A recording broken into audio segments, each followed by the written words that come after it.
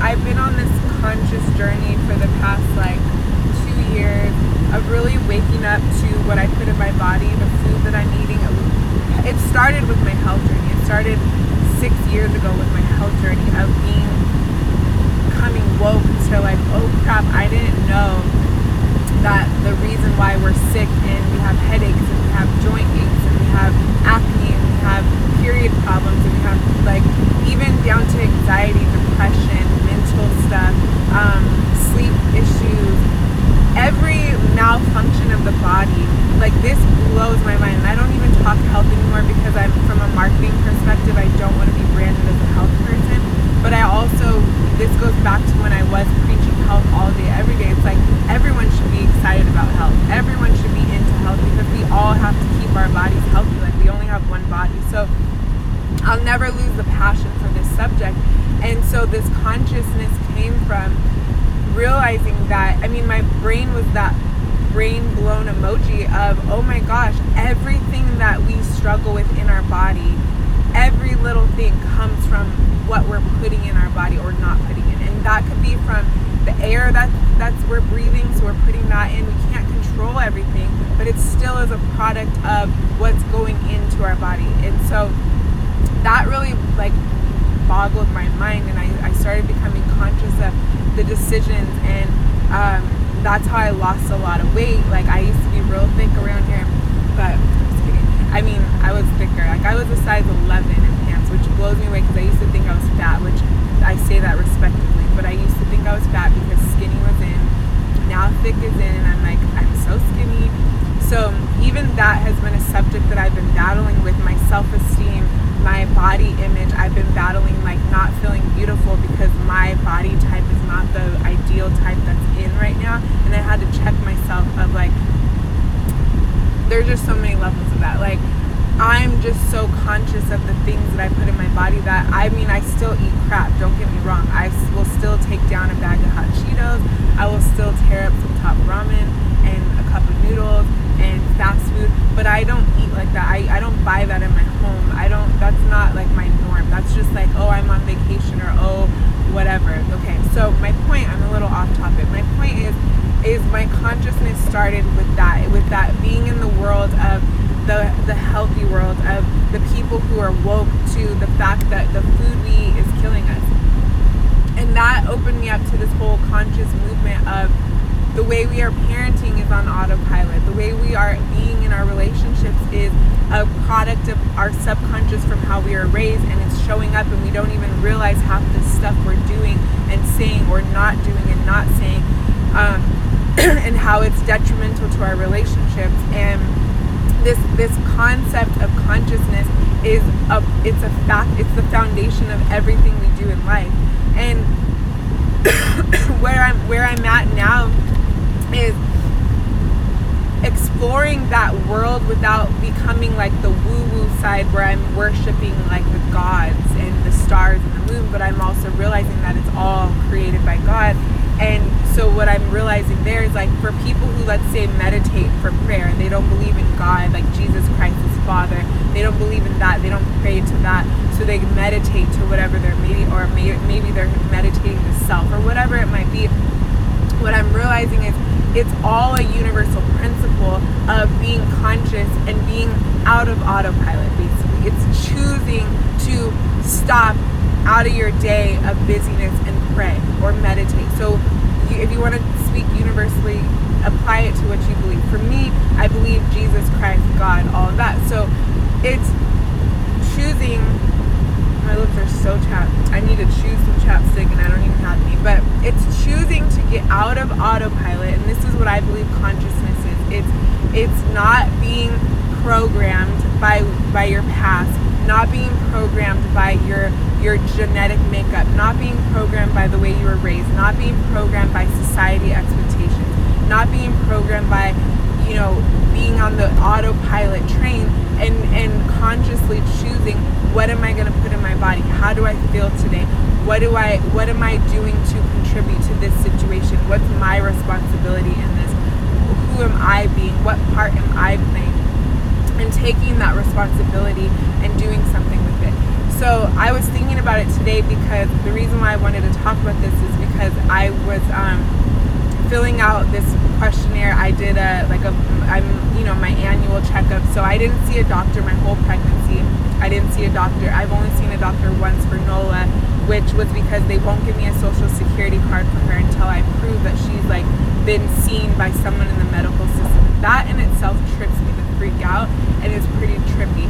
But they won't give me her social until I prove my midwife letter that she delivered her and watched her come to earth isn't enough to prove that she's like a citizen. So I had to take her to a doctor, fight them on I'm not vaccinating her, blah blah blah, get a letter that she was seen by a doctor. So anyways, my point was I haven't been seen by a doctor. I don't plan on starting right now.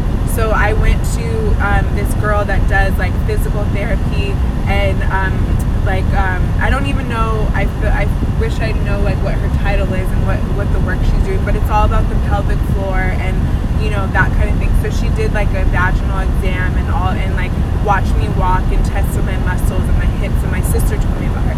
So I'm sharing all that to say that I was filling out my intake questionnaire and there were so many questions that I wasn't conscious to. Like I don't know if you can relate, but if someone asked me how many times a day do I pee, how many times do I go bowel movements, how much this do I eat and drink, how often, like I was the worst when I would have babies and like in the hospital and you'd have to fill out that form of like how many times do they like pee a day. I'm like, I don't know, I just change their diaper and forget about it. Like I'm not calculating any of that. So she was asking me questions of like if I have any pain during intercourse. Yes, I do. What position? I don't know. And so I just realized so many things that she was asking me I didn't know the answer to.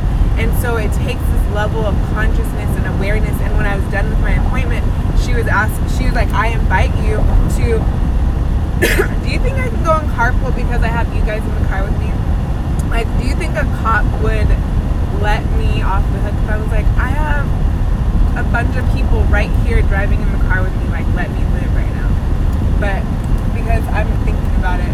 But anyways, so she invited me to pay attention and be conscious with paying attention to all of these different things. And so it just reminded me of this consciousness of how it's at the core of, I believe, our greatness. And so I teach transformation. Like if you do my programs, if you work with me, what we cover in my program is all about how do you go from where you're at right now, identify what's in the middle of where you want to go and why are you not there yet, what's blocking you. And what comes up for everyone is their past traumas, their ways of being, their lack of leadership, their lack of consciousness. Basically, it's like they're not even aware of what the barriers are. And so we have to peel back these layers and help them become conscious to what is actually stopping them from living their best life. And so as I think of that, it's like I think the core of living your best life is being a conscious human being. And it goes on so many levels. Like another area where it fired in my brain the other day was I was in line at Chick-fil-A and I didn't have my wallet, but I was starving. So I got to the drive-thru and I'm pretty sure they take Apple Pay, but I wasn't 100%. So I asked like at the thing, I'm like, do you guys take Apple Pay? And I have my reward. So if they didn't take Apple Pay, I was going to just get my little free French fry and then be on my way since I was already in the drive-thru. But they did take Apple Pay. So when I got to the window, she was like, oh, the guy in front of you paid for your food. So I'm thinking like, oh, she's so good and boo, she cute. Like he must have seen me through the mirror or whatever. I'm kind of joking, kind of not. But I was like, oh, that was so sweet. And I was having the shittiest of days that day. I really just felt like crap. And I'll be honest, like I even was like, because I was even in a funk with my husband at that moment. And so I remember thinking like, oh, I can't wait to get home and be like, yeah, the guy in front of me paid for my Chick-fil-A, whatever. Like I was going through all these things in my head. And then the reason why this like came up for me was because then as my brain processed it and I got off my little moment, I realized he heard me say, do you take Apple Pay? which he must have assumed I didn't have a wallet, and so he probably paid for it. And then it's like, it doesn't matter why he paid for it, which was super cool. But then my brain kept going down because he was like, it was a cop. So I'm like, but if he assumed that I didn't have my wallet, why didn't he pull me over for not having a wallet and ID? And I was like, wow, that was really cool. He let me off the hook and he paid for my meal. And my point of all of that is it made me think, like, how you have to be a conscious human to be out of autopilot, out of your own shit. Like, he couldn't have, like, he had to hear that, and then it had to register in his mind to be like, oh, she might not have a wallet, let me pay for her food. Like, it takes a little bit of time to register all of those things in order to make a generous act like that. I don't think I'm that conscious half the time. When I'm in the drive-thru, be quiet. I already know what you want. Stop. Okay, I won't forget ketchup. Be quiet. I'm trying to order. Shut up. And checking Instagram. And, like, I'm a crazy person when I'm ordering food. This night I wasn't because I was by myself, but, like, normally I'm not fully conscious when I'm doing things. So it made me realize, like, the more conscious we are as human beings, the more generous we can be, the more authentic we can be, the more forward thinking we can be, the more outstanding human beings we can be, because we're going to be more aware of not only ourselves but the people around us. And so I just had a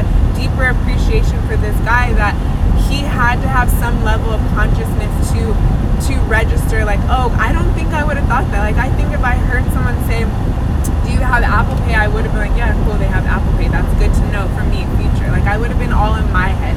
And so it just was really cool. It was a cool moment, and I wanted to share that today with you guys, all about just where's your level of consciousness, like where, like, so to go back, as I kind of wrap this thought up, to go back to how I was like, yeah, I can't wait to get home, and I was thinking about this yesterday too, but to go home and can't wait to tell my husband about that.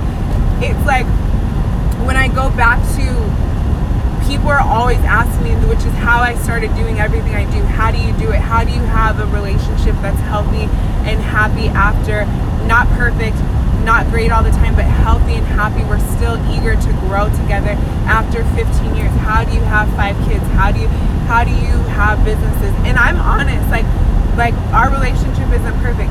I have 5 kids. I neglect them half the time, and by neglect them, I mean, like, I'm not the perfect mom. I'm not paying attention to, like, I think people picture me like cooking, cleaning, sitting down and looking eye to eye with each of my 5 children every single day and giving them everything they need. No, like, I'm working on that. I'm a work in progress. I'm constantly trying to be a better mom, because I realized, like, I just accidentally got pregnant 5 times. I didn't choose this life. This life chose me, and now I get to rise up to the occasion, but I'm not there yet. Like, I am not a perfect person.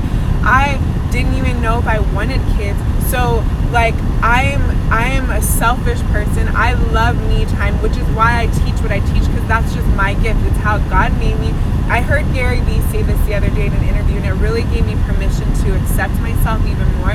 He said, because somebody was asking him in the audience, how are you a busy entrepreneur? You're always on the go. You're always, like, moving around for business, but you also have a wife and kids. How do you balance that? How do you pay attention to them and do all that? And he was like, first of all, like, yes, I have boundaries. When I'm on, I'm on. When I'm off, I'm off. And he went through it, but he ended it with, like, I don't parent by anybody's book. Like, I do what's right for me. And he's like, I'll admit, it's easier for me to be, my zone is business. Like, when I'm in my zone, I'm in my zone. When I'm in my parent zone, it takes another level of effort to be the present good parent. Then it doesn't take that level of effort for me to just be in the natural form. And I was like, oh my God, me too. And that's my truth. And I've struggled with that truth, because I'm not the Pinterest cookie cutter PTA soccer mom. I'm just not. None of that comes easy to me. What comes easy to me is pouring myself into business, creating ideas. Like, I love business. And by business, I mean I love creating. I love taking an idea to fruition. I love helping people. I love connecting people. I love serving people. I love doing my work. And I love being a mom, and I love my kids, but I don't get excited to go play Legos with my kids. I hate swimming. My kids want to swim. I will like, yes, mommy will tan, but I do not want to get in the water. It's too cold. I don't want to mess with my hair. Like, I just got my lashes done. Like, I'm not the best. Like, it doesn't come first nature to be the best outstanding trophy mom. And so I'm grateful for people sharing their truth, because I was grateful for Gary saying that, because I had more acceptance of myself in that. And I don't even remember my point of bringing that up. Oh, so I say all that to say that it takes a level of consciousness to be authentic with who you really are. And so if we just could stop fighting to be the perfect wife, the perfect mother, the perfect business person, the perfect anything, because none of that exists. And if we were just to be conscious and become aware of who are we authentically at our core, and then do that really good, then we could be that piece of the puzzle. Like, and to like marry that with what my pastor said in the last sermon I listened to him say. He was saying that, and I say this all the time, so to hear him say that, I'm like, yes. He's like, you are, your purpose is the answer to somebody else's prayer. And I always say that to people, like your role here is not to have your house clean, balanced, your husband happy, your kids are perfect straight A students, and you are thriving in business. That's not your purpose. And we get wrapped up in all the things, doing all the things right. Your purpose is to be an answer to somebody else's prayer. Your purpose is to be a blessing to somebody else. So if you're having a shitty life, a shitty year, a shitty day, then your purpose in that day is to share that with somebody, because somebody else is probably having a crappy day too, and they're probably needing to hear, I'm not alone, and I need this person to just be that voice of, whatever. And so my point of all of this, to like bring it full circle, because I'm kind of just all over the place, is how conscious are you being in your life? And I know I was going to say something about the Chick-fil-A thing with my husband, and I had a tangent moment and then I forgot the point, but I will say something to that note. But my moral today is just asking yourself, am I being conscious? Am I going through life through motions and autopilot? Am I going through life not doing, so like me and someone recently was talking about going natural with their hair, and she was asking me how I did it, because she's like, I know you change your hair all the time and blah blah blah. And I was telling her, I'm first of all the last person to ask any hair questions, because I do not take good care of my hair. But when I got to the underlying layer, and this is what I do in my programs, it's like there's always an underlying layer. When I got to the underlying layer, because I'm like, at the end of the day, if you want to go natural, the best way to go natural is go natural. And she's like, but I don't want my mom's going to have an opinion. My mom always says something about natural hair and how it doesn't look good and I need to have it straightened. And I was like, oh my gosh. So many people are living their life or not living their life according to what their parents, their friends, their peers, their significant others, their whoever might think. So when you get conscious and you get into your authentic being, you get to be honest with, what the freak do I want? What am I good at? Who do I want to be? What do I want to be doing with my time, my money, my energy? And then you get to just do that, and that's where you get to unlock your greatness. That's where you get to unlock your happiness. My seatbelt's right here. But you get to unlock your happiness, your greatness, your everything, and then you have to just have blinders. So I asked her, I'm like, yo, like, if you go natural and you're out here quote unquote being nappy, and your mom is like, your hair looks a hot mess, I don't like it, are you going to die? Like, literally, are you going to die? No. Like, and so it's like sometimes it just takes us to stop and ask ourselves, what are we really afraid of? And then, is it really that scary? And then ask yourself, yeah, no one wants to hear their mom talk about them, and we all value, well, not maybe we don't all, but most of us value our parents' opinion and all that. But at the end of the day, like, is that really, like, where does your happiness lie? In your mom not liking your hair, or in you doing what you want to do for your hair? So I'm just using that as an example, but like, we do that in all areas of our life. We parent certain ways because we don't want other moms to judge us. We do or don't do certain things in our relationships because we think that's what we're supposed to be doing. We stay in careers because we need to pay certain bills because we think we have to have this kind of house and this kind of car and these kinds of whatever. so I just want to send you off today with thinking, how conscious am I being? Am I living my life on autopilot, or am I living authentically, consciously, and according to what I really want in my heart and my soul? And you guys will see me do my vision boards. The reason why my vision boards are like the core to starting the work that I do is because I really want you to dive into, who am I? What do I want in the world? Who do I want to be?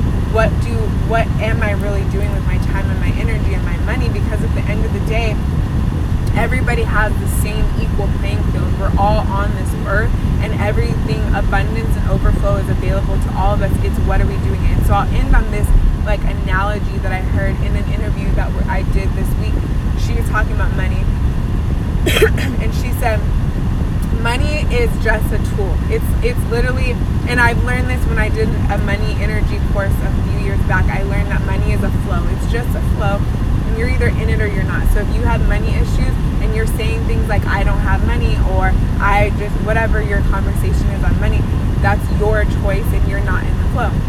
And so her perception of that concept was, she said, it's like a hammer. She's like, if you take a hammer and build a home with it, like using it to nail in nails and whatever else, that's what you did with the tool.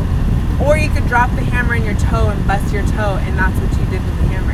It's what you're doing with the tool that makes the difference. And so it's like the same thing with your life. Like, everyone has the same 24 hours, the same universe, the same everything. Yeah, we all come from different backgrounds, we all come from different whatever, but we all have this moment right now. And that's like something I learned recently. Like, the past doesn't exist anymore. Like, it's just behind us. So everything that happened to date up to this second, you still have the choice to reverse what you do with it moving forward. And the future doesn't exist until you create it, because we have choices, and our future exists because of our choices. And so it's like, so many of us will pray and God's got me, and I'm going to pray that he turns things around, but then we still make the same choices on autopilot, and we don't come conscious to how we actually are contributing to being in a bad money situation, or in a bad relationship, or in a bad whatever, when we have the choice. And so it's like she made the statement of like, people will say, I'm so bad with my money. And I do this all the time. Now that I'm being conscious of it, I'm being more aware of my words, but like, I'm bad with my money. Well, then you're going to stay bad with your money, because that's the word you're professing over your life. You're claiming that over your life. And so it's just this concept. Like, I could talk about this. I could give you guys examples all day, every day. But at the end of the day, I believe the answer to all of your problems is being conscious. It's being aware of what role you're playing in your situation, and then asking yourself who you get to be to shift out of that. And like I said, I could just go on and on and on. So what I was going to say about the Chick-fil-A thing, because I don't remember what I was going to say about it, but what I will say, just because I brought it up and I think it's important, is being conscious in that moment. I got to choose to not go home and bring that up, because I knew that my intention, so when you're conscious, you get to check your intentions. And my intention was to just get a little bit of like, because I was just feeling some type of way, and me and my husband were just in a mood, and so I felt like he wasn't giving me the attention that I wanted. So if I go home and tell him that a guy paid for my food, then that's going to show him that other people are giving me attention that you need to be giving me, right? That's all bad intentions. Because if I want my husband to pay more attention to me, or give me a certain type of attention, or do fill a void that I'm having in the moment, which the reality is, the void was all in me. Like, it had nothing to do with him. But that's another story. Then I get to choose to communicate that with him.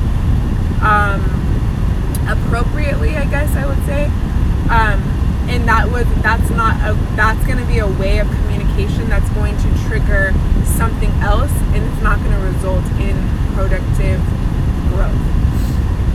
So that's all I was going to say to that, was I got to choose to check my intentions and choose to not go and try to use that as a thing.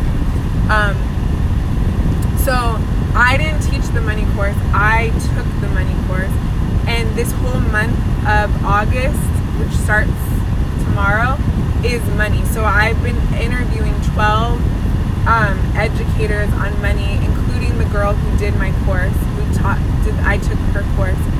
And if you're in the inner circle, which I invite you to take a look at, she's going to be actually training that course in our program this month for August.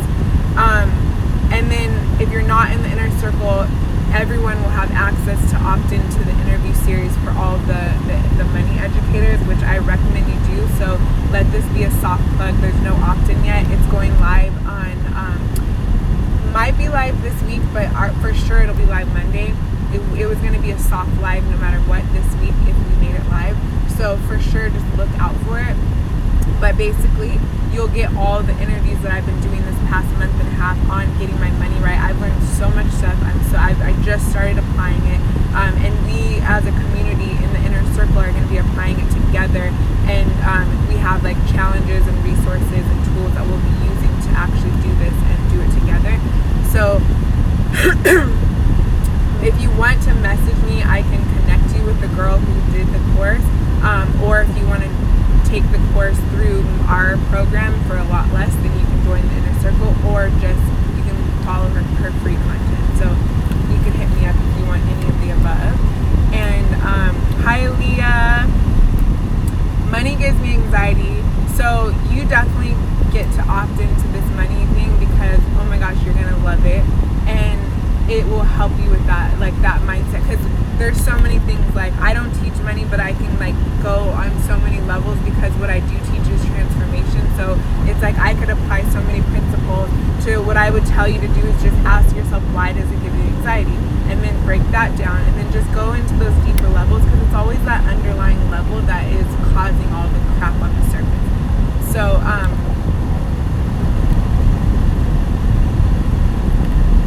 I don't know what DBT is.